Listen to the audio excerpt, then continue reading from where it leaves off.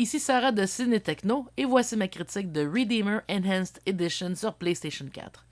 S'inspirant de jeux de type hack and slash comme Diablo, le studio russe Sobaka a créé Redeemer, mettant en vedette Vassili, un ancien militaire devenu moine. Lorsque le monastère où il a trouvé refuge fait l'objet d'une attaque dévastatrice par une organisation malfaisante, notre héros décide de prendre sa revanche. Ce qu'on aime habituellement des hack and slash, c'est de frapper dans une horde d'ennemis et de profiter des trésors qui en découlent. Or, dans Redeemer, les trésors se font rares car tout ce que l'on retrouve, ce sont des armes blanches ou à feu, qui s'usent rapidement dans les deux cas, ou bien des parchemins qui permettent d'augmenter les capacités de soldats ou de moines, ces mêmes capacités s'améliorant aussi automatiquement en utilisant des compétences ou des types d'armes précises. Ce sont par ailleurs les seuls éléments d'amélioration de tout le jeu, Vassili ne pouvant augmenter par exemple sa défense ou sa vitesse. Certains objets comme des barils peuvent être lancés contre des ennemis, tandis que les éléments de décor scintillants servent à les éliminer. Pour récupérer des points de vie, il faut effectuer des coups fatals en attaquant des ennemis au-dessus desquels un crâne rouge apparaît.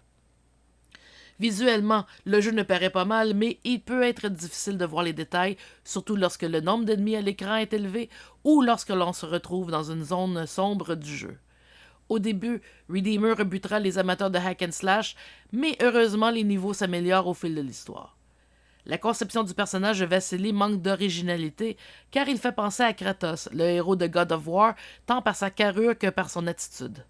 Le menu, clairement tiré de la version PC, permet de reprendre n'importe quel chapitre déjà terminé et de jouer à 1 ou 2 joueurs, mais pas à la volée.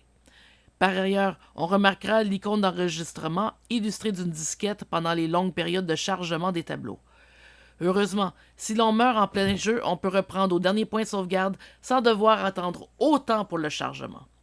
Le texte du jeu s'affiche automatiquement en français selon les paramètres de langue de la console et la traduction est très bonne. Cependant, l'audio est en anglais seulement. En plus de la PS4, Redeemer est aussi disponible sur Xbox One, Switch et PC. Les versions pour console sont offertes sur plateforme numérique seulement en Amérique du Nord, mais il est possible de les importer de l'Europe en version physique pour une quarantaine de dollars. Contrairement à des classiques comme Diablo ou même un titre récent comme Victor Vran, on n'est pas porté à vouloir revenir à Redeemer une fois le jeu terminé après une dizaine d'heures de jeu. C'est vraiment dommage car le jeu s'améliore au fil des tableaux, mais sans être pour autant mémorable. Redeemer offrait un bon potentiel, mais même la version améliorée nous laisse un peu sur notre faim.